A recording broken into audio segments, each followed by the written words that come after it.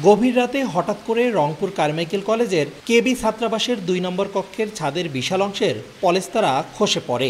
এ সময় ঘুমিয়ে থাকা ২ শিক্ষার্থী আপন ও সৌরভ অল্পের জন্য প্রাণে বেঁচে যান।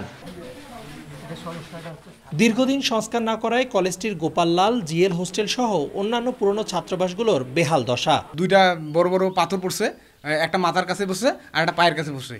ভাগ্যিস ভগবানের কৃপায় যে আমার কোনো ক্ষতি হয় নাই। বিকট একটা শব্দ হয়, শব্দের পরে আমার রুমমেট চিল্লায় ওঠে ঘুম থেকে।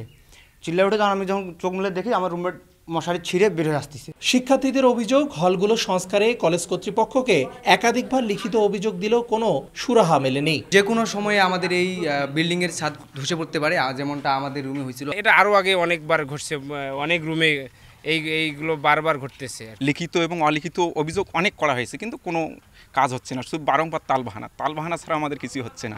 তবে ছাত্রাবাসগুলো সংস্কারে গতানুগতিক আশ্বাস কলেজ কর্তৃপক্ষের। তালিকা তৈরি করেছি, এই তালিকা শিক্ষা প্রকৌশল অধিদপ্তরের কাছে দিলে তারা এখানে এটার সরেজমিনে দেখে এখানে কী রকম খরচ হবে সেটার এস্টিমেট করবে এবং এস্টিমেট করার পরে সংস্কার কাজগুলো শুরু হবে। কারমাইকেল কলেজে ছাত্র ও ছাত্রীদের 9টি হোস্টেলের মধ্যে 7টির সংস্কার জরুরি।